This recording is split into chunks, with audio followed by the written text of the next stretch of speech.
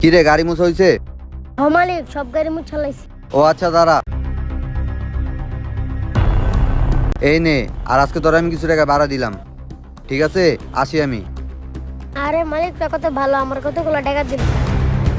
সারাদিন আমি কত ঘাটি, আর মালিক আমার কম টাকা দেয়, আর ওর এতগুলো টাকা দেয়। দাঁড়া দেখতাছি ব্যাপারটা। মালিক, কি রোল, কি হয়েছে, কিছু বলবা? মালিক সারাদিন কষ্ট করে এই বাসটা আমি চালাই, আমারও তো এতগুলো টাকা দেন না, এই বাচ্চার এতগুলো টাকা দেন, এটার কারণ কি? যদি হয় কোনোদিন আপনার বড় ক্ষতি করা হয়, তখন আপনি কি করবেন? আচ্ছা ঠিক আছে রুল, তুই যা, আমি দেখতাছি। আরে রুলে তো কথাটা ঠিকই কইছে, এক কাজ করি, ওর একটা পরীক্ষা করে দিই। এক কাজ করি, ওর এই মানি ব্যাগটা দিয়ে আজকে পরীক্ষা করা যাক।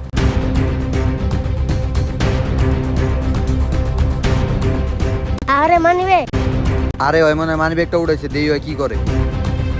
আরে মানি ব্যাগটা কারে, মানি ব্যাগে মনে দরকারি জিনিস আছে, যাই মালিকের কাছে যাই।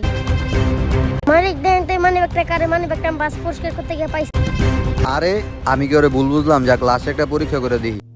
আরে আলিফ, তুই তো চাইলে এই মানি ব্যাগটা নিয়েও যেতে পারতি। মালিক, আমি আপনার কাজ করি, আপনি আমার যে টাকা দেন ওটাই যথেষ্ট।